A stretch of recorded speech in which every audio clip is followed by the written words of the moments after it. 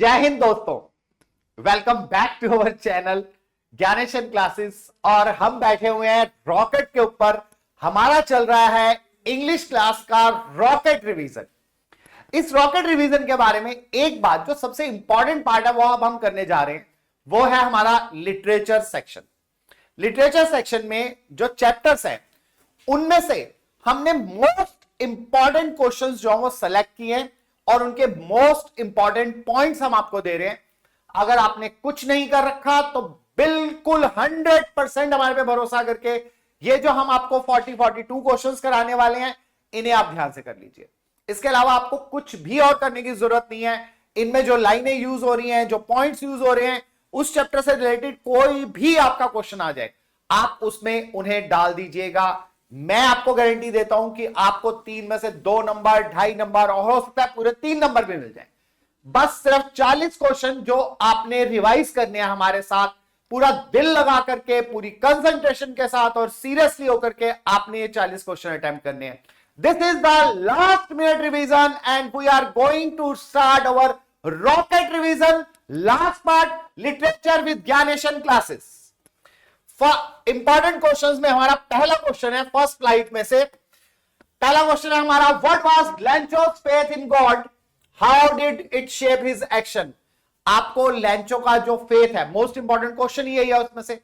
जब लैंचो का फेथ क्या था भगवान में, कितना डीप था, कैसा था, उसकी स्ट्रेंथ क्या थी, वट एवर इज, जो भी फेथ से रिलेटेड क्वेश्चन आएगा उसमें आपने ये आंसर लिखना है और साथ ही साथ ये भी लिखना है कि उसका ये जो फेथ है इसकी वजह से उसने क्या एक्शंस किए थे।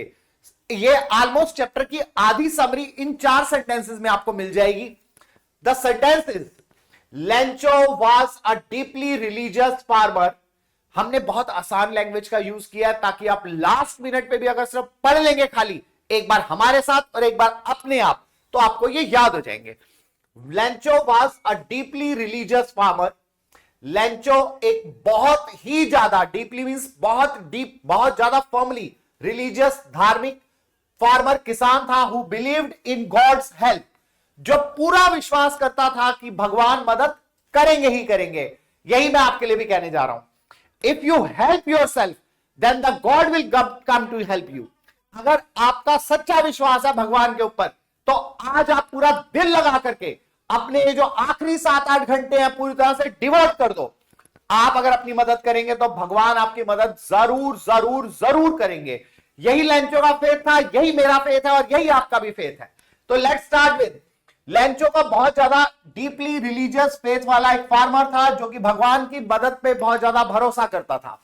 When a storm destroyed his crops, जब एक तूफान ने तबाह कर दी उसकी crops, he wrote a letter to God, उसने भगवान को पत्र लिखा, आस्किंग फॉर 100 पिसोस, और उसने भगवान से क्या मांगे, 100 पिसोस, जो वहां की करेंसी है, क्योंकि उसको इस 100 पिसोस में उसको क्या करना था। I will describe the important points of the chapter in the questions. 100 पिसोस में वो 2 पार्ट्स करना चाहता था। फर्स्ट पार्ट में वो अपनी फैमिली के लिए पूरे साल के लिए अनाज का इंतजाम करना चाहता था। He wanted to manage food for his family for the whole year. और दूसरे पार्ट में वो क्या करना चाहता था, नेक्स्ट ईयर के लिए अपनी फसलें उगाना चाहता था। He wanted seeds for the next year crops. तो उस पैसे का वो 2 तरह से इस्तेमाल करना चाहता था, इसलिए उसने भगवान से 100 पिसोस की डिमांड की। देन ये उसका फर्म फेथ है, ये उसका डीप फेथ है, ये उसका स्ट्रॉन्ग फेथ इन गॉड है। He trusted God so much, उसे भगवान पे इतना भरोसा था, so much that, so much के साथ हमेशा that आता है, इतना भरोसा था कि he went to collect the reply at the post office। वो पोस्ट ऑफिस में उसका आंसर लेने के लिए चला गया, कलेक्ट करने के लिए चला गया, क्योंकि उसे तो 100% भरोसा था कि भगवान को चिट्ठी लिख दी है, भगवान अभी के अभी मुझे जो 100 पिसोस भेज देंगे और मैं वो लेके आ जाऊंगा। तो उसने उसको अपने फर्म फेथ की वजह से वो सीधा चला गया पोस्ट ऑफिस और उसने वहां से क्या किया, उसने वहां से 100 पिसोस का वो लेटर जब लिया तो उसको सिर्फ 70 पिसोस मिले। जब उसको 70 पिसोस मिले तब भी उसको कोई शक नहीं हुआ, उसे कोई हैरानी नहीं हुई। he didn't get surprised कि उसको ये पैसा शायद ह्यूमन बीइंग्स ने भेजा है। No, his firm faith was कि God has sent this money, क्योंकि भगवान ने ही ये पैसा भेजा है तो गॉड तो कोई गलती कर ही नहीं सकते। तो उसे ये लगा his faith made him persistent and hopeful despite his losses. अपने लॉसेस के बावजूद भी उसका जो फेथ था वो परसिस्टेंट था। परसिस्टेंट वर्ड मींस लगातार बना रहा उसका, एंड होपफुल, और वो पूरी तरह से आशावादी रहा डिस्पाइट हिज लॉसेस, अपने लॉसेस के बावजूद। जब उसे वो 100 पिसोस मिल गए, हम अगले क्वेश्चन में डिस्कस करेंगे, जब उसे 100 की जगह 70 पिसोस मिले तो भी उसे ये पक्का भरोसा था कि भगवान ने तो 100 ही भेजे हैं। खा कौन गया बीच में से? Post office employees. हमारा नेक्स्ट क्वेश्चन इसको हाईलाइट करता है। नेक्स्ट क्वेश्चन के पॉइंट्स हैं, अगर आप इन दोनों क्वेश्चंस के पॉइंट्स जोड़ देंगे तो you will get a long question answer. अगर आपको कोई भी क्वेश्चन लेंचो से रिलेटेड आ जाए तो मैं आपको गारंटी करता हूं 4 लाइनें वो और 4 लाइनें ये, आप ये लिख देना, you will get your 100% marks in that question. Why did Lencho call the post office employees a bunch of crooks? Lencho ने पोस्ट ऑफिस एम्प्लॉइज को बंच ऑफ क्रुक्स, ठगों का गिरोह या ठगों का गुच्छा क्यों कहा? उसने उनको ठगों का गुच्छा क्यों कहा? लेंचो एक्सपेक्टेड, उसी क्वेश्चन के आगे कंटिन्यू हो रहा है ये। लेंचो को आशा थी 100 पिसोस की फ्रॉम गॉड, बट रिसीव्ड, लेकिन उसे रिसीव किए ओनली 70 पिसोस, उसे केवल 70 पिसोस प्राप्त हुए। इससे क्या हुआ? ही बिलीव्ड दैट, मेरे पिछले वाले सेंटेंस बोले गए जो, ही बिलीव्ड दैट, उसे विश्वास था कि गॉड नेवर मेक्स मिस्टेक, भगवान कभी गलती नहीं करते, and must have sent the full money, और वो पक्का भेज चुके थे पूरा अमाउंट, यानी उन्होंने 100 पिसोस ही भेजे थे। यहां पर हम पास्ट टेंस के साथ प्रेजेंट टेंस देख रहे हैं। ये जो प्रेजेंट टेंस है हमारा, यहां पर हम प्रेजेंट टेंस में देख रहे हैं God never makes a mistake, भगवान कभी कोई गलती नहीं करते हैं। ऐसा उसने यहां पर क्यों कहा है? यहां पर ये जो सेंटेंस है ये हमें प्रेजेंट टेंस में दिया गया है। हम ऑलरेडी ग्रामर में कर चुके हैं कि अगर कोई यूनिवर्सल ट्रूथ होता है या कोई चीज पक्के तौर पे कही जाती है, क्योंकि भगवान तो सबकी मदद करते ही हैं, ये यूनिवर्सल ट्रूथ है, इसलिए ही बिलीव्ड के बाद गॉड नेवर मेक्स मिस्टेक, इसको प्रेजेंट में दिया गया कि भगवान कभी कोई गलती नहीं करते, पास्ट के साथ प्रेजेंट यूज हुआ है, and must have sent the full amount, और उन्होंने पूरा अमाउंट भेजा ही होगा। ही thought the post office employees, उसने सोचा या उसे लगा कि post office employees stole the remaining money, उन्होंने बाकी पैसा, कितने पिसोस? 30 पिसोस उन्होंने चुरा लिए उस एनवेलप में से, जो एनवेलप गॉड ने 100 पिसोस के साथ भेजा। This shows his blind faith, ये क्या शो करता है? उसका अंधा विश्वास। ब्लाइंड की जगह आप एक और वर्ड यूज कर सकते हैं, फर्म फेथ, उसका पक्का विश्वास जो भगवान में था उसे शो करता है, या डीप फेथ, स्ट्रॉन्ग फेथ, कुछ भी आप यूज कर सकते हो। और एक और बहुत अच्छा वर्ड है फेथ के साथ यूज करने के लिए, अनशेकेबल फेथ, जो फेथ डगमगा नहीं सकता, जिसे कोई चीज हिला नहीं सकती, अनशेकेबल फेथ, अनटर्न्ड फेथ। वो जो अनशेकेबल फेथ था उसका अनटर्न्ड फेथ था, ये हमें यहां पर शो होता है उसके इस वाले एक्शन से। But also his misunderstanding of human kindness, लेकिन यहां पर एक नेगेटिव पॉइंट भी साथ में चलता है लेंचो के बारे में, कि वो मिसअंडरस्टैंडिंग करता है किस चीज की? ह्यूमन काइंडनेस की। यहां पर उसको जो ये मदद मिली थी वो लोगों की काइंडनेस, दयालुता की वजह से मिली थी। वो इसे पूरी तरह से मिसअंडरस्टैंड करता है, वो नहीं समझ पाता कि असल में पोस्ट ऑफिस एम्प्लॉइज ने उसके ऊपर दया करके उसको ये 70 पिसोस भेजे हैं और कितनी मुश्किलों से भेजे हैं। तो वो यहां पर ह्यूमन काइंडनेस को मिसअंडरस्टैंड करता है। एक क्वेश्चन और जो इसमें से बहुत इंपॉर्टेंट बनता है वो ये क्वेश्चन है कि his firm faith was that God will come to help him, तो क्या सचमुच भगवान ने उसकी मदद करी? ज़ेस, आप इसके आंसर में हां लिखेंगे। कैसे? Because God can not reach everywhere to help everyone, भगवान खुद हर जगह नहीं पहुंच सकते हर एक की मदद करने के लिए, but he finds the way to help you, वो कोई ना कोई रास्ता ढूंढ लेते हैं आपकी मदद करने का। तो उन्होंने पोस्ट ऑफिस एम्प्लॉइज के मन में ऐसी बात पैदा कर दी कि उन्होंने उसकी मदद की। एक्चुअल में उनके मन में जो चीजें आई वो भी तो गॉड ने ही क्रिएट की। So I suggest you have firm faith in God, भगवान पे पूरा भरोसा रखो और सच्ची मेहनत करो, कल का पेपर आपका बहुत ही शानदार होने वाला है। और next question, what does Mandela mean by twin obligations? ये सेकंड मोस्ट इंपॉर्टेंट चैप्टर है हमारा, कि मंडेला हमारा कौन था? साउथ अफ्रीका का फर्स्ट प्रेसिडेंट जब वो आजाद हुआ, when the South Africa got its freedom. तो what does Mandela mean by twin obligations? उसका इस बात से क्या मतलब था? ट्विन ऑब्लिगेशन, जुड़वा उत्तरदायित्व। वो दो रिस्पॉन्सिबिलिटीज किन की बात करता है? कि जो ट्विन ऑब्लिगेशन हर व्यक्ति के होते हैं, यहां ट्विन ऑब्लिगेशन बड़ा इंपॉर्टेंट वर्ड है, ये अगर कहीं पैराग्राफ में दिख जाए तो अंडरस्टूड है, मंडेला वाले चैप्टर में से आपको दिया गया है।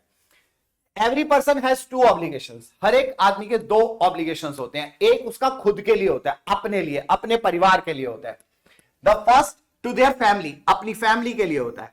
केयरिंग फॉर लव्ड वंस, उसे केयर करनी होती है अपने लव्ड वंस की। एंड फुलफिलिंग रिस्पॉन्सिबिलिटीज, और साथ ही साथ उसे पूरी करनी होती है अपनी रिस्पॉन्सिबिलिटीज, उत्तरदायित्व किसके प्रति, अपनी फैमिली के प्रति, अपने लव्ड वंस के प्रति, अपने फ्रेंड्स के प्रति उसको अपनी पूरी करनी होती है। और दूसरा ऑब्लिगेशन या दूसरी ड्यूटी उसकी क्या होती है, टू देयर कंट्री, अपनी कंट्री के लिए होती है। फाइटिंग फॉर जस्टिस, कि वो जस्टिस के लिए लड़े, उनके यानी न्याय के लिए अपनी लड़ाई आगे रखे। इक्वालिटी, समानता के लिए, ऊंच नीच का कोई भेदभाव ना हो, गोरे काले का कोई भेदभाव ना हो। तो एंड फ्रीडम, और आजादी, हर तरह से आजादी, विचारों की आजादी, खाने की आजादी, घूमने की आजादी, पहनने की आजादी, हर तरह की आजादी। और फ्रीडम बहुत इंपॉर्टेंट है, हमारे विचार जो है, हम खुद जो है स्वतंत्र होने चाहिए, we must be free from every obligation. तो ये दो ऑब्लिगेशन उसके होते हैं, एक अपनी फैमिली के लिए और एक अपनी कंट्री के लिए।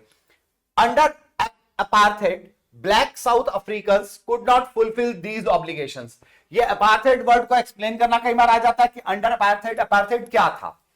अपार्थेड इज जब गोरे लोग, व्हाइट पीपल जो है, ब्लैक लोगों के ऊपर जो अत्याचार कर रहे थे, वो उनको अपने से नीचा समझते थे। वो जो उस समय भेदभाव उनका चल रहा था गोरे काले का, वो काले लोगों को ऑलमोस्ट इक्वल टू जानवर समझते थे। तो वो जो पीरियड था उसे हम अपार्थेड पीरियड कहते हैं। तो अंडर अपार्थेड, अपार्थेड के पीरियड के दौरान ब्लैक साउथ अफ्रीकन्स, जो काले साउथ अफ्रीकन्स थे, could not fulfil these obligations. उस वक्त वो अपनी ये दो ड्यूटीज पूरी नहीं कर सकते थे, ना तो अपनी फैमिली के लिए कुछ कर पा रहे थे, ना वो अपनी कंट्री के लिए कुछ कर पा रहे थे, क्योंकि वो तो खुद ही गुलाम थे, they were slaves. Mandela fought against racial discrimination. Mandela ने क्या किया, लड़ाई लड़ी उस जातीय भेदभाव के लिए। रेशियल डिस्क्रिमिनेशन इंपॉर्टेंट वर्ड, जातीय भेदभाव के खिलाफ लड़ाई लड़ी। टू ब्रिंग, पाने के लिए या लाने के लिए, जस्टिस एंड फ्रीडम। उसने क्या पाया, justice and freedom for black people, for Nigers, for negroes, कुछ भी आप ऐसा वर्ड जो यूज कर सकते हैं। तो इस तरह से उसने वो प्राप्त की। Going towards the next question, how did Mandela's hunger for freedom change over time. ये जो उसकी हंगर थी, जो भूख थी उसकी फ्रीडम के लिए, वो कैसे बदलती गई टाइम के साथ साथ। टाइम के साथ साथ ये कैसे बदली, how did Mandela's hunger, Mandela की जो भूख थी फ्रीडम के लिए, वो कैसे चेंज हुई ओवर टाइम। मैं बार बार आपको कह रहा हूं कि जो क्वेश्चन हम आपको करा रहे हैं ये मोस्ट इंपॉर्टेंट क्वेश्चन है। इन क्वेश्चंस को आप एज इट इज जोड़ दोगे तो आपका वो आंसर बन जाएगा उस चैप्टर से रिलेटेड है। और मैं आपको गारंटी करता हूं, चैलेंज करता हूं कि ये जो चार चार लाइनें हमने लिखी हैं, इन चार चार लाइनों को जोड़ देंगे तो आपका लॉन्ग आंसर बन जाएगा। और अगर आप इनमें से यूज कर लेंगे 2 या 3 लाइनें तो आपका शॉर्ट आंसर बन जाएगा।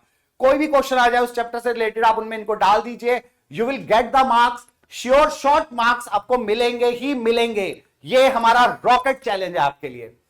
इनिशियली शुरू में ही वांटेड पर्सनल फ्रीडम, शुरू में तो पर्सनल फ्रीडम चाहता था। पर्सनल मींस व्यक्तिगत आजादी चाहता था। To study and live normal life, कि वो पढ़ाई लिखाई करे और एक नॉर्मल लाइफ जिए। यानी कि जब वो छोटा था, यानी जो अभी यंग था, जवानी के दिनों में जब वो आया, बचपन से लेकर जवानी तक में, तो उसे लगता था कि मुझे पर्सनल फ्रीडम मिल जाए, यानी मुझे अपनी आजादी मिल जाए। मुझे क्या लेना देना दुनिया से, मुझे क्या लेना देना समाज से, मुझे क्या लेना देना देश से। तो तब वो सिर्फ अपनी पर्सनल फ्रीडम चाहता था, पढ़ाई की और जिंदा रहने की, एक नॉर्मल लाइफ। लेकिन जब वो ग्रू अप हुआ, ग्रू अप मींस जैसे जैसे वो बड़ा हुआ, ही सॉ रेशियल डिस्क्रिमिनेशन, उसने देखा कि जातीय भेदभाव बहुत बुरी तरह से फैला हुआ है। गोरे लोग काले लोगों को बहुत ज्यादा अत्याचार कर रहे हैं। एंड फेल्ट द नीड, वही period apartheid period, and felt the need to fight for his people. तब उसे लगा कि बहुत ज्यादा जरूरत है अपने लोगों के लिए लड़ने के लिए। अपने लोग कौन, जितने भी साउथ अफ्रीकन थे, जितने भी ब्लैक लोग थे, उनके राइट्स के लिए लड़ना बहुत जरूरी था, उनकी आजादी के लिए लड़ना बहुत जरूरी था। कहते हैं कि ये साउथ अफ्रीका का महात्मा गांधी है। You can write that Mandela was the South Africa Mahatma Gandhi. His hunger for freedom transformed into a mission to liberate all oppressed South Africans. ये जो उसका हंगर था, ये जो उसकी भूख थी आजादी की, जिसकी हम बात कर रहे हैं, ये जो उसकी भूख थी आजादी के लिए, उसने उसको बदल दिया into a mission। इस वजह से उसका वो जो है वो मिशन जो है उसको उसने ट्रांसफॉर्म किया into a mission to liberate। पहले क्या था उसका मिशन, सिर्फ पर्सनल फ्रीडम चाहता था वो। अब उसका मिशन जो है कन्वर्ट हो गया to liberate all oppressed South Africans. अब वो चाहता था कि सभी को लिबरेट, आजाद करा दे। ऑल ऑप्रेस्ड साउथ अफ्रीकन, सभी साउथ अफ्रीकन को जो ऑप्रेस्ड है, ऑप्रेस्ड मींस जो दबाए गए हैं, प्रताड़ित किए गए हैं, जिन पे जुल्म किए गए हैं, जिन पे अत्याचार किए गए हैं, oppressed, mark the word. He sacrificed his personal life, यहां पे उसने अपनी लाइफ को, पर्सनल लाइफ को सैक्रिफाइस कर दिया, अपनी पर्सनल लाइफ का उसने बलिदान कर दिया, अपनी पर्सनल लाइफ को त्याग कर दिया। उस ही sacrifice his personal life to bring justice, लाने के लिए, क्या प्राप्त करने के लिए, जस्टिस टू हिज कंट्री, अपने कंट्री और कंट्री मैन के लिए जस्टिस लाने के लिए उसने अपनी लाइफ को सैक्रिफाइस कर दिया। Next question, how did the young seagull's family help him overcome his fear. उड़ने की कोशिश कर रहा है, वो ट्राई कर रहा है और उड़ के बाहर नहीं आ पा रहा, अपनी फर्स्ट फ्लाइट नहीं ले रहा। ये आपका सी गर्ल का क्वेश्चन, इंपॉर्टेंट क्वेश्चन, बहुत ही आसान सी, बहुत ही प्यारी और बहुत ही अच्छी जो आपकी स्टोरी है। एक ही स्टोरी में दो स्टोरीज थी फर्स्ट फ्लाइट की, दो कहानी है। पहली कहानी में सी गर्ल को उड़ना सिखा रही है उसकी फैमिली, तो वो उड़ना नहीं चाहता, तो सी गर्ल की फैमिली ने कैसे उसकी हेल्प करी उसके डर से पार पाने में। बार बार आपको कह रहा हूं, ये आपका लास्ट मिनट रिवीजन है, आप सिर्फ खाली इन क्वेश्चंस को भी करके चले जाओगे तो आई गारंटी यू कल का पेपर आपका इन्हीं क्वेश्चंस में से आएगा। कल का पेपर आप उठा के देख लेना, उसके क्वेश्चंस देख लेना, उसके कॉम्प्रिहेंशन पैसेजेस देख लेना और मेरी लाइनों को मैच कर लेना, आपको पक्का दिखाई देगा कि आप इनमें से अपना आंसर बना सकते थे और आप डेफिनेटली बना कर आओगे अपना answer. His parents and siblings, उसके पेरेंट्स और सिबलिंग्स, सिबलिंग्स कौन होते हैं, भाई बहन। एनकरेज्ड हिम टू फ्लाई, वो उसे उत्साहित कर रहे थे, एनकरेज्ड हिम, उसे उत्साहित कर रहे थे, उसे जोश दिला रहे थे, उसे उकसा रहे थे, उसे भड़का रहे थे, हिम टू फ्लाई, कि वो उड़े अलग अलग तरीकों से, कभी उसे चढ़ाते थे, कभी बुलाते थे, कभी उसको खाना दिखाते थे, तो उसको एनकरेज कर रहे थे। They left him alone on the ledge, उन्होंने छोड़ दिया था उसे अकेला। Left him alone on the ledge, ledge मतलब उस पहाड़ी पर, उस चट्टान की चोटी पर उसे अकेला छोड़ दिया था, विदाउट फूड, बिना फूड के, to force him to act, ताकि उस पे जोर पड़ सके, उस पे जोर पड़े, उसको फोर्स लगाने के लिए, हिम टू एक्ट, ताकि वो एक्ट करे, ताकि वो करके दिखाए, यानी वो करे ही करे, क्या करे, फ्लाई, वो उड़े, अपने पंखों को खोले और उस आकाश की तरफ उड़ चले, अपनी पहली फ्लाइट को पूरा करे, तभी तो वो आगे बढ़ पाएगा लाइफ में। Every long journey starts with the first step, the important statement given by Japanese, जो कि आप इंटरनेशनल लेवल पे सब लोग यूज करते हैं कि बड़ी से बड़ी यात्रा पहले कदम से शुरू होती है, तो पहली बार उसको पंख फैलाना बहुत जरूरी है। आप ये स्टेटमेंट इसमें यूज कर सकते हो। His mother tempted him with food, उसकी मां ने उसे ललचाया, टेम्प्टेड मतलब ललचाना, अपनी तरफ आकर्षित करना, with food, making jump in hunger, जिससे कि वो भूख के मारे जंप कर गया, making him jump in hunger. This helped him realize he could fly.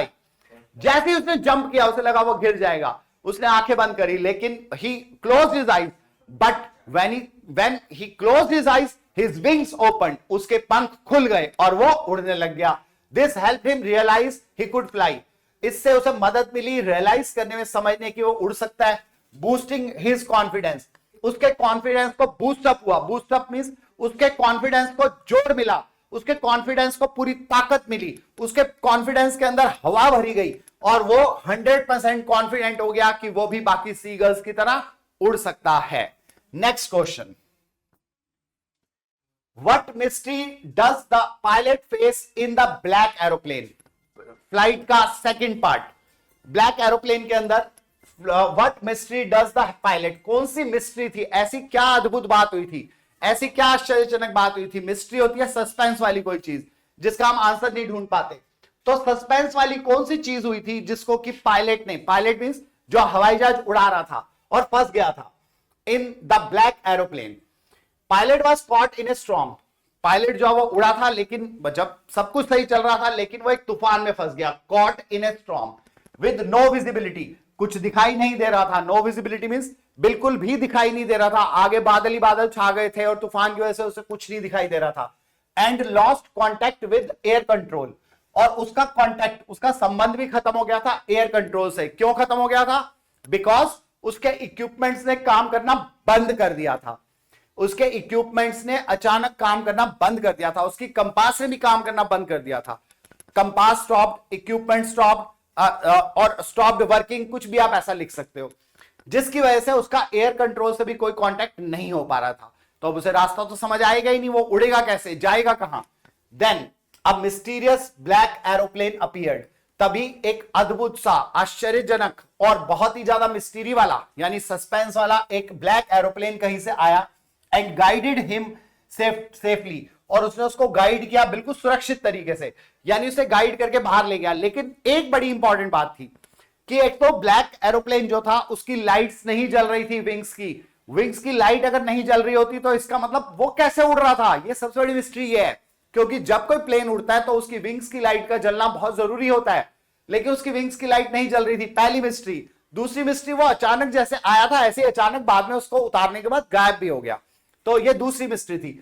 After landing, उतरने के बाद जब वो उतर गया एयरपोर्ट पे, writer pilot he found that no other plane was in the sky, उसने पाया कि कोई भी दूसरा प्लेन नहीं था स्काई में दैट नाइट, उस रात। ये बात उसको कहां से पता चली, एयरपोर्ट के ग्राउंड स्टाफ से। He inquired about the second plane on the airport ground staff, उसने एयरपोर्ट ग्राउंड स्टाफ से पूछा कि दूसरा प्लेन कहां था। उन्होंने कहा there was no plane, no other plane in the sky at that night, उस पूरी रात कोई दूसरा प्लेन था ही नहीं। That was the actual suspense, that was the actual mystery, the mystery remains unsolved. तो ये जो मिस्ट्री थी ये अनसॉल्व्ड रह गई। इनकी वजह से उसको ये सजेस्ट हुआ, सजेस्टिंग अ सुपरनैचुरल और इमेजिनरी प्रेजेंस, जिसकी वजह से उसको ऐसा लगा कि कोई सुपरनैचुरल बात हुई है, यानी नेचर से अलग, यानी ऐसी बातें जिसको हम कहते हैं कि शायद कोई डिवाइन जो उसकी हेल्प जो है उसको भगवान ने कोई मदद भेजी, या कोई सुपरनैचुरल ताकत ने आकर उसकी मदद करी। तो सुपरनैचुरल और इमेजिनरी प्रेजेंस, यानी वहां कोई सुपरनैचुरल ताकत थी या कोई इमेजिनरी कोई ताकत थी जिसने आकर के उसकी मदद करी। Going towards the next question. Next question, what does Anne's diary reveal about her personality. Anne की जो डायरी थी, एना या एने जो भी है, एने की जो डायरी थी वो क्या रिवील करती है, वो क्या दर्शाती है या क्या प्रदर्शित करती है या क्या हमें दिखाती है, खोल के बताती है किस चीज के बारे में, अबाउट हर पर्सनैलिटी, उसकी पर्सनैलिटी के बारे में क्या बताती है। एनएस डायरीज में से है हमारे पास ये, यहां पर ये जो डायरी है वो बताती है she was curious, observant and intelligent. हमें सबसे पहले पता चलता है कि वो बहुत ज्यादा क्यूरियस है, हर चीज को जानने के लिए बहुत ज्यादा उत्सुक है, बहुत ज्यादा हर एक चीज के बारे में उसको जानने की इच्छा है, बहुत ज्यादा तीव्र इच्छा है, तो इसीलिए क्यूरियस है। दूसरा वो ऑब्जर्वेंट है, ऑब्जर्वेंट मींस हर चीज को वो ऑब्जर्व करती है, ऑब्जर्व यानी कि वो हर चीज को बहुत ध्यान से देखती है, उसे हर चीज के अंदर पूरा पूरा इंटरेस्ट है। नेक्स्ट है एंड इंटेलिजेंट, इंटेलिजेंट तो है ही, जो अपनी डायरी से बात कर रही है और अपनी डायरी से बात करते करते वो एक ही टॉपिक के ऊपर 3 बार ऐसे लिखती है और इंप्रूव करते हुए लिखती है, और तीसरा ऐसे जो है वो पोएटिक फॉर्म में लिख करके देती है चैटर बॉक्स के ऊपर। तो इसका मतलब she is really an intelligent girl. She felt lonely despite being surrounded by people.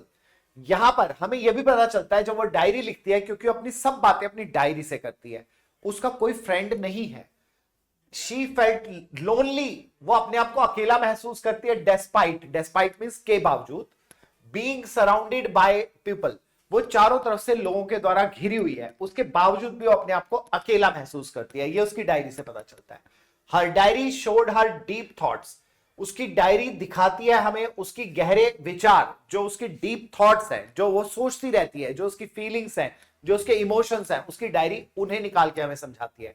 Her diary showed her deep thoughts about human nature, और साथ ही साथ सिर्फ खाली हमें उसका नहीं पता चलता, हमें ह्यूमन नेचर की भी क्वालिटीज साथ साथ पता चलती है कि ह्यूमन नेचर में कौन कौन सी डीप थॉट्स हो सकती हैं।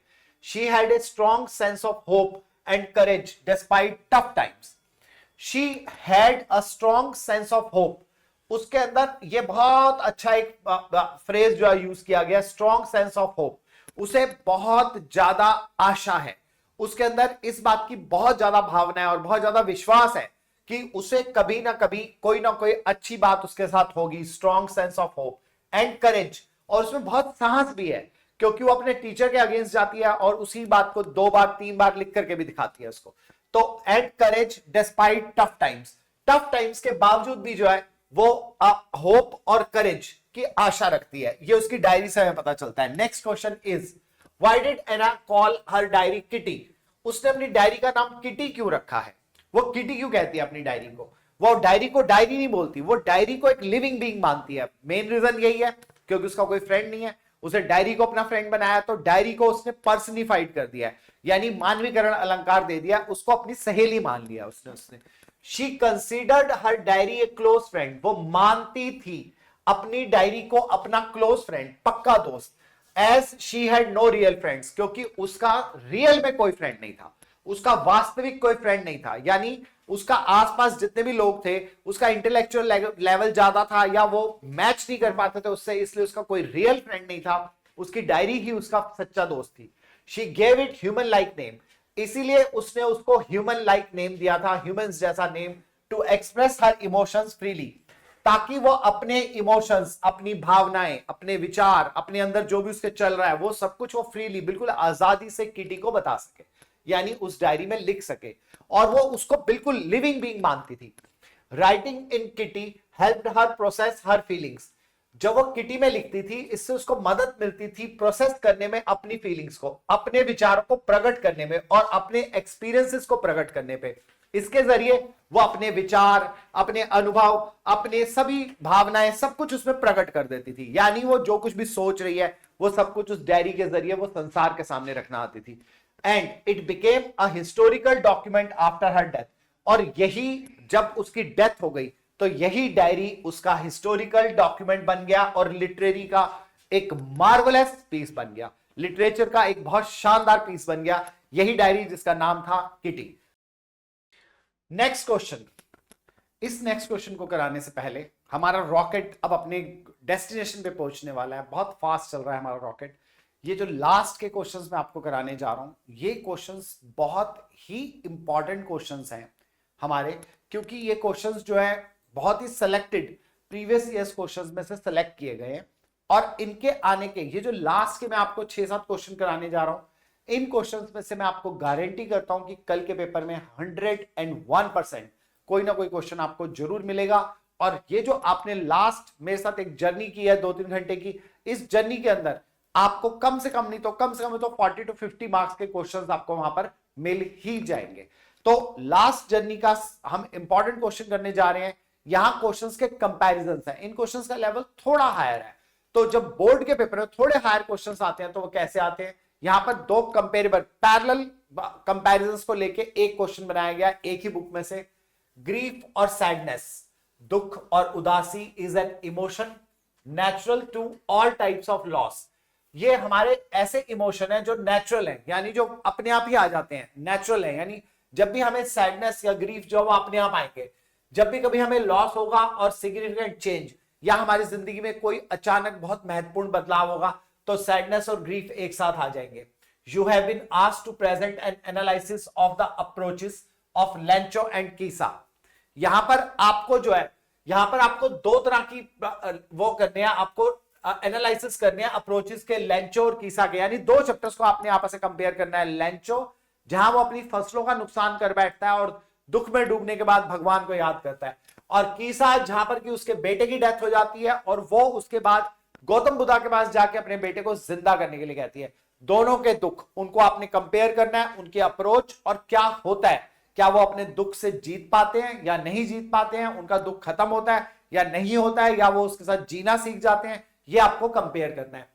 Gautami in dealing with their respective losses, वो कैसे डील करते हैं अपने अपने लॉस से। Right this presentation draft including your insight and comparing the approaches of both, आपको इसका जो ड्राफ्ट है वो प्रिपेयर करना है, उस प्रेजेंटेशन को अपने हिसाब से, और कंपेयर करना है दोनों की अप्रोच को, दोनों के तरीके को, कि वो कैसे अपने दुख से पार पाते हैं।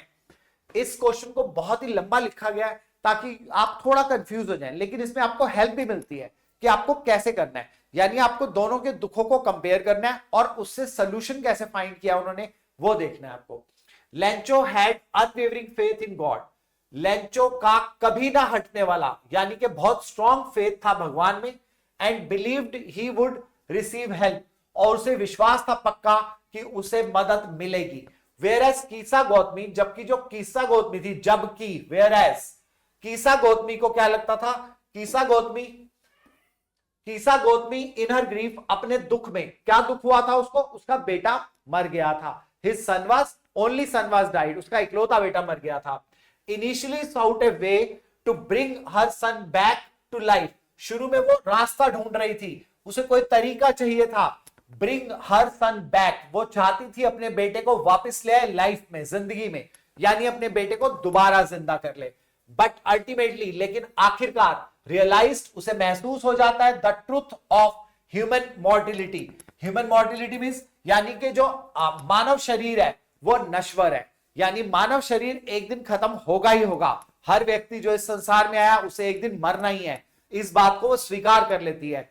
Lencho's loss of crops, Lencho का जो लॉस है अपनी क्रॉप्स का, यानी वो जो अपनी क्रॉप्स खो देता है हेल स्टॉर्म में, वाज मटेरियल, ये मटेरियल लॉस था। मटेरियल लॉस क्या है? आप दोबारा रिकवर कर लोगे, फसलें दोबारा आ जाएंगी, जब आपके पास पैसा आ जाएगा तो। Material and could be recovered, ये रिकवर हो सकता था, लेकिन उसका बेटा जो चला गया, एक बार अगर किसी की डेथ हो गई तो वो दोबारा जिंदा नहीं हो सकता। उसका लॉस मटेरियल लॉस नहीं है, उसका लॉस इमोशनल लॉस है, उसका लॉस ह्यूमन लेवल पे लॉस हुआ है, तो ये वापस नहीं आ सकता। जबकि जो उसका लॉस था लेंचो का, वो रिकवर हो सकता था विद फाइनेंशियल एड, यानी अगर उसको फाइनेंसिस की हेल्प मिल जाती तो उसका लॉस खत्म हो सकता था, रिकवर हो सकता था। वाइल कीसा's लॉस, लेकिन जो कीसा गौतमी का लॉस था अपने बेटे का, वाज इरिपेरेबल, ये इरिपेरेबल था, इसे रिपेयर नहीं किया जा सकता था। उसके लॉस की भरपाई, उसके इस हानि की भरपाई नहीं हो सकती थी। Lencho's blind faith made him overlook, जो लेंचो का ये जो ब्लाइंड फेथ था, जो उसका गहरा विश्वास था, ये जो वो डूबा हुआ था, उसका विश्वास पूरी तरह था, him overlook human kindness.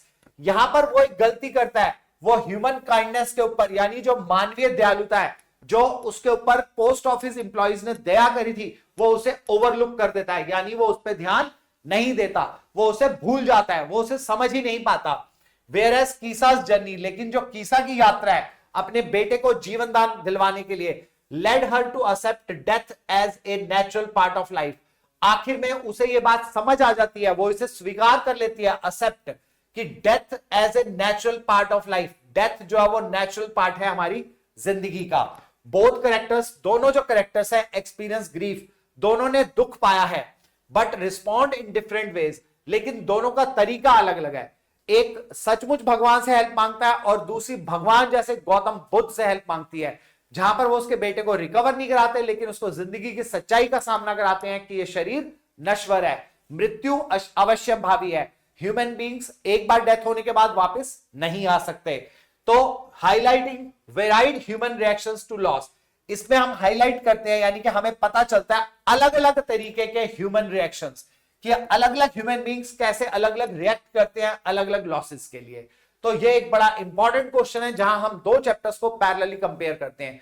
Next very important question is, लमोव and Natalia trade charges against each other, दोनों के दोनों जो है ट्रेड करते हैं यानी कि धड़ाधड़ एक दूसरे के ऊपर फेंकते हैं, थोपते हैं, एक दूसरे के ऊपर व्यापार करते हैं, किस चीज का? चार्जेस, एक दूसरे के ऊपर आरोप लगाते हैं, अगेंस्ट ईच अदर, एक दूसरे पे, about the ownership of the meadows, जो मिडोज, वो जो उनके पास बागान थे, वो जो उनके पास बाग बगीचे थे, वो उसकी ऑनरशिप के लिए, उसके मालिकाना हक के लिए एक दूसरे के ऊपर इल्जाम लगाते हैं। लेमोव कहता है कि वो उसका है और नतालिया कहती है कि ये उसके हैं। तो दोनों के दोनों इस बात पे लड़ पड़ते हैं और प्रपोजल जो कि वो शादी के लिए लेके आया था, वो बीच में कहीं अटक जाता है। बड़े मजाकिया सा एक प्ले, उसी में से लिया गया इंपॉर्टेंट थीम इसके अंदर पूरा आ जाता है। Both of them claim the ownership, दोनों के दोनों दावा करते हैं, क्लेम द ऑनरशिप, मालिकाना हक of the Oxon meadows. Oxon meadows वहां पर जगह का नाम है, उस मिडोज का नाम है। दोनों के दोनों दावा करते हैं उसके मालिकाना हक के लिए, ऑक्सन मिडोज के। लमोव जो है क्लेम करता है कि हिज आंट्स ग्रैंड मदर, कि जो उसकी आंटी की दादी है, ग्रैंड मदर, या हो सकता है नानी भी हो, हैड गिवन द मिडोज, दे चुकी थी वो meadows for free use to Natalia's father's grandfather. जो लमोव की आंटी की दादी थी, उसने ये मिडोज दिया था फ्री यूज के लिए। फ्री यूज के लिए किसको दिया था? नतालिया के पापा के ग्रैंडफादर को। उसने नतालिया के पापा के ग्रैंडफादर को फ्री में यूज करने के लिए दिया था, बेचा नहीं था उसने उसको, सिर्फ फ्री में यूज करने के लिए दिया था।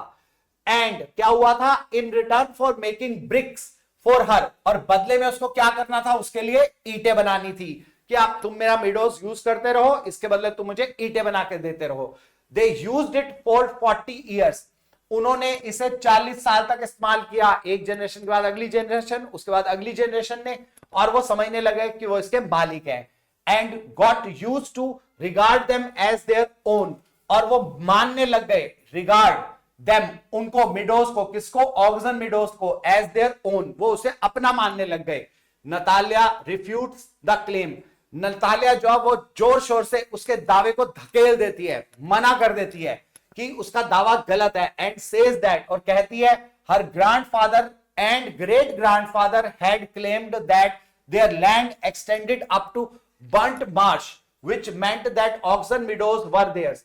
उसने कहा कि उसके ग्रैंडफादर, दादा, एंड ग्रेट ग्रैंडफादर, परदादा ऐसा क्लेम कर चुके थे, उन्होंने ऐसा दावा किया था कि उनका जो लैंड है, यानी उसकी जो जायदाद है, उसके पूर्वजों की जो जायदाद है, वो कहां तक फैली हुई थी, वो extended up to burnt Marsh, वो जली हुई दलदली इलाके तक फैली हुई थी, और मिडोज उसी के अंदर आता था।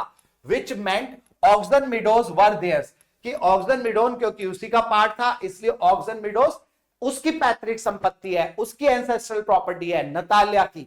तो ये उन दोनों के बीच में लड़ाई का मुख्य कारण हो गया था, उनकी बहस का मुख्य कारण था। Next important question is, whenever we want to achieve something, जब भी हम कुछ पाना चाहते हैं, वी वांट टू अचीव, प्राप्त करना चाहते हैं कुछ, डिफिकल्टीज ऑलवेज कम इन अवर वे, हमेशा जो है मुसीबतें हमारे रास्ते में आ जाती हैं, कुछ ना कुछ ट्रबल्स हमारे रास्ते में आती हैं। What did Wally have to do? Have to do to go and ride in bus?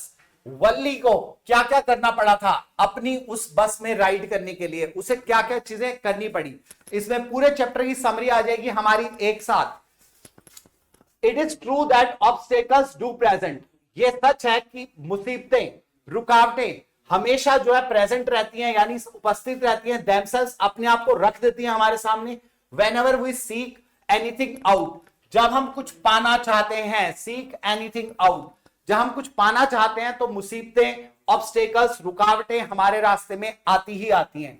Nonetheless ambition in life is necessary, लेकिन इसके अलावा हमारी जिंदगी में कुछ एम्बिशन, लक्ष्य होने जरूरी है, क्योंकि अगर मान लो हमारे रास्ते में मुसीबतें आएंगी तो इसका मतलब क्या कि हम लक्ष्य को पाए ना, हम कोई अपना एम्बिशन ही ना बनाए लाइफ में, ऐसा नहीं हो सकता। एम्बिशन रखेंगे तभी हम कुछ पा सकेंगे, और उसके लिए हमें मुसीबतों का सामना करना ही होगा, मेहनत करनी ही होगी। बस perseverance is a necessary to achieve goals, perseverance लगातार बहुत मेहनत के साथ दिल लगा करके काम करते रहना, करते रहना, निरंतर प्रयास, निरंतर मेहनत, बिना रुके लगातार मेहनत करना, प्रिजर्वेंस वर्ड ये पहले भी आपका आ चुका है साइंटिस्ट में, जहां पर एब्राइट ने प्रिजर्वेंस थी, उसकी एक क्वालिटी थी उसकी कि वो प्रिजर्वेंस था उसका, यानी वो लग करके काम करने वाला था, बचपन से ही उसने साइंस में रिसर्च करना शुरू कर दिया था। तो प्रिजर्वेंस जो है वो बहुत इंपॉर्टेंट पार्ट है, इज नेसेसरी, आवश्यक है टू अचीव गोल्स, अपने गोल्स को पाने के लिए। ऐसा ही एब्राइट ने किया और उसने बाद में अपने गोल्स को अचीव किया। Valli wanted to take the bus, Valli चाहती थी बस पे जाना, but she lacked the funds to do so, लेकिन उसके पास फंड्स यानी पैसे नहीं थे। कितने पैसे? 30 रुपए टाउन, 30 पैसे टाउन तक जाने के लिए और 30 पैसे वापस आने के लिए। तो उसने इस मुसीबत से कैसे पार पाया? The task at hand was to come up with the necessary sum of money, main काम था उसका कि एट हैंड, जो उसके हाथ में था, यानी सबसे पहला काम जो उसको करना था वो था come up with the necessary sum of money, जितना पैसा उसको चाहिए था वो सबसे ज्यादा इंपॉर्टेंट था। So Wally had diligently saved whatever spare change. उसने जानबूझ करके यानी सोच समझ करके उसने बचाने शुरू कर दिए पैसे, जो भी उसके पास स्पेयर चेंज बचती थी। उसकी मदर उससे कुछ मंगाती थी, किसी में से 1 पैसा, किसी में से 2 पैसे, किसी में से 5 पैसे बचते थे, और वो उनको जोड़ती जा रही थी।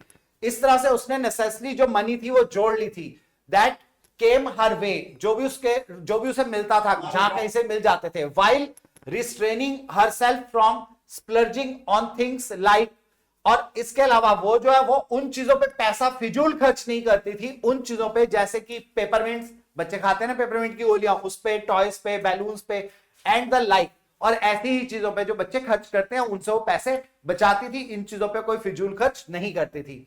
एट द एंड आखिरकार शी हैड 30 पेंस, उसके पास 30 पैसे पेंस बच गए। She also paid close attention to the bus timetables, इसके अलावा उसने बहुत ध्यान दिया, पेड क्लोज अटेंशन किस पे, बस के टाइम टेबल पे एंड रूटीन, और बस की रूटीन पे, रूटीन कब जाती है कब आती है, कितने बजे निकलती है, कितने बजे वहां पहुंचती है, कितने बजे वापस आती है।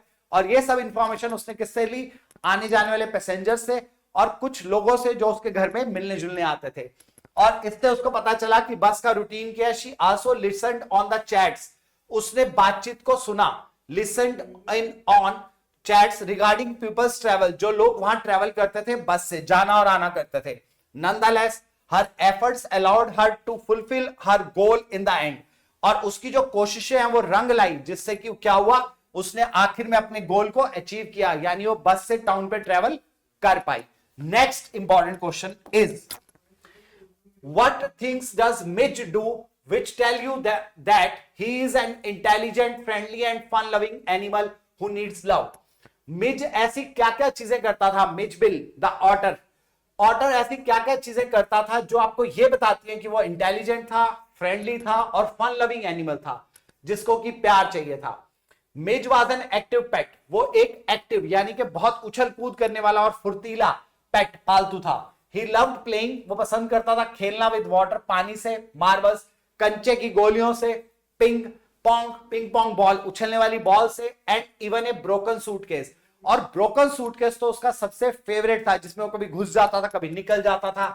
His innovative games shows his intelligent, वो अलग अलग तरीके की इनोवेटिव गेम्स यानी नई नई गेम्स इजाद करता था, अपने से बनाता रहता था, उन गेम से उसका क्या शो होता था, intelligence. When Midge was put in a new environment, जब मिज को नए एनवायरमेंट में ढाला गया, it remained aloof and indifferent, वो बिल्कुल इंडिफरेंट रहा, अलूफ बिल्कुल अलग रहा, उससे उदासीन रहा, उसने उस एनवायरमेंट में ध्यान नहीं दिया क्योंकि वो उस एनवायरमेंट में फिट अपने आप को फील नहीं कर रहा था।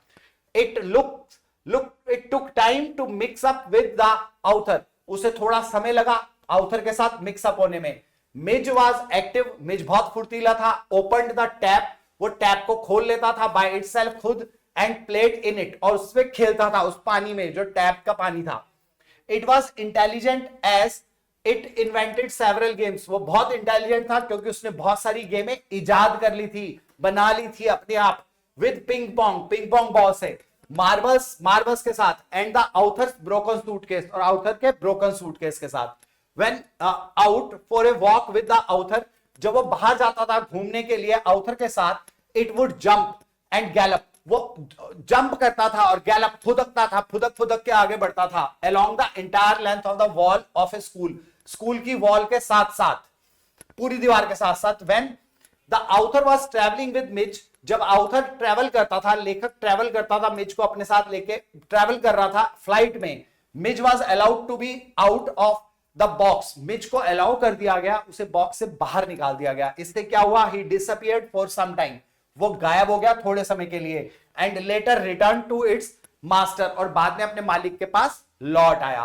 This shows that Mijbil was an intelligent, ये सब क्या शो करता है कि मिजबिल बहुत इंटेलिजेंट था, फन लविंग था और फ्रेंडली एनिमल था। Going towards the rockets, most important question, next question is Who are padders and why are they friends of the children? जो हमारे घरों में आते हैं सामान बेचने वाले, वो कौन होते हैं और वो कैसे फ्रेंडली हो जाते हैं बच्चों के साथ। गोवा का विलेज जो है, village baker, Goa's village bakers known as paders, इन्हें कहा जाता था पैडर्स। गोवा के विलेजेस में जहां पर कि पोर्तुगीज लोग, जिनके एंसेस्टर पुर्तगाल से आए थे, वो पोर्तुगीज लोग एक गांव में रहते थे, उस गांव में बेकर्स आते थे जो ब्रेड लेके आते थे, इनको हम पैडर्स कहते हैं। सेल देयर बेकरी प्रोडक्ट्स, वो अपने बेकरी के प्रोडक्ट्स बेचते थे by going from door to door, एक घर से दूसरे घर तक जाते थे।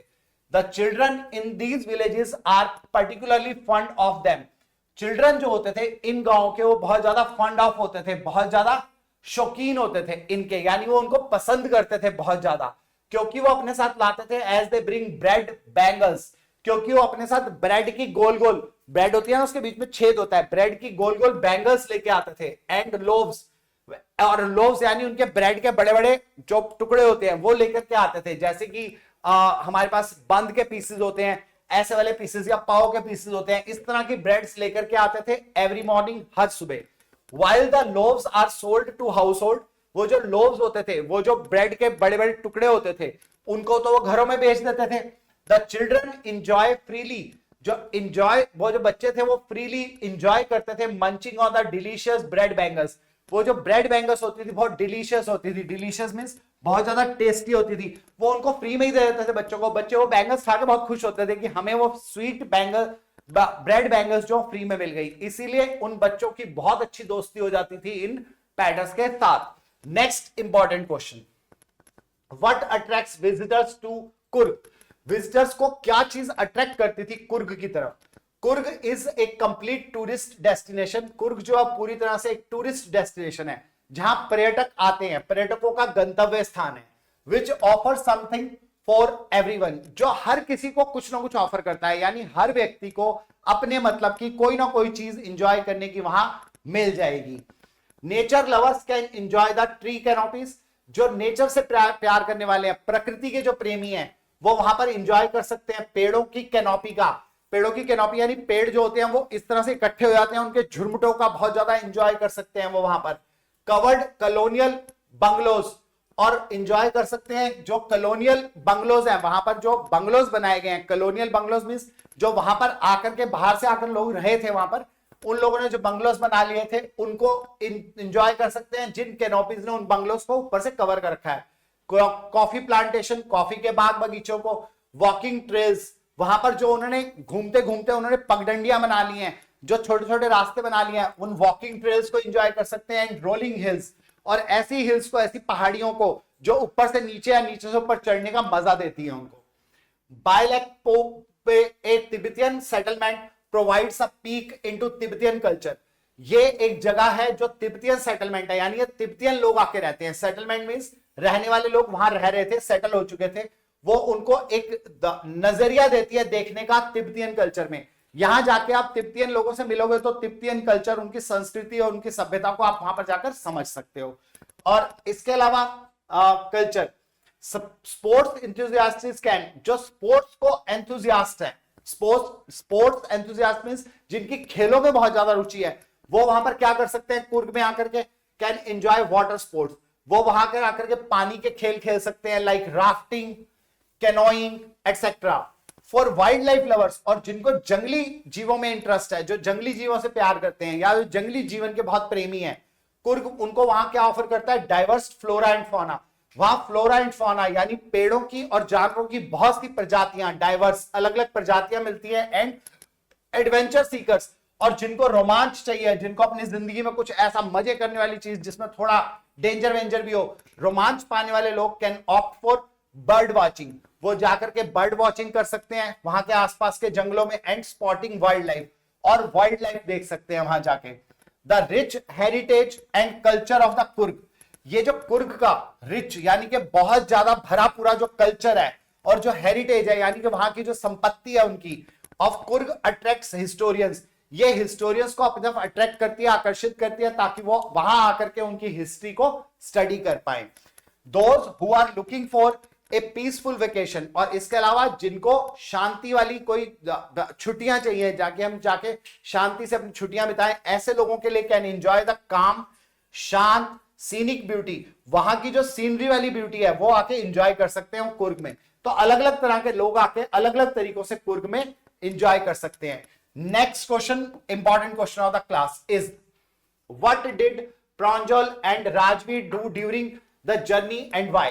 प्रांजल और राजवीर ने अपनी जर्नी में क्या क्या किया रास्ते में? प्रांजल और वो कहां जा रहे थे? वो जा रहे थे दोनों के दोनों चाय के बागान देखने के लिए। तो यहां पे उन्होंने रास्ते में क्या किया? During their train journey to Assam, जब वो अपनी ट्रेन जर्नी कर रहे थे के दौरान उन्होंने आसाम की तरफ जाते वक्त प्रांजल एंड राजवीर ड्रैंक टी, उन्होंने रास्ते में चाय पी एंड चैटेड, और बातें की।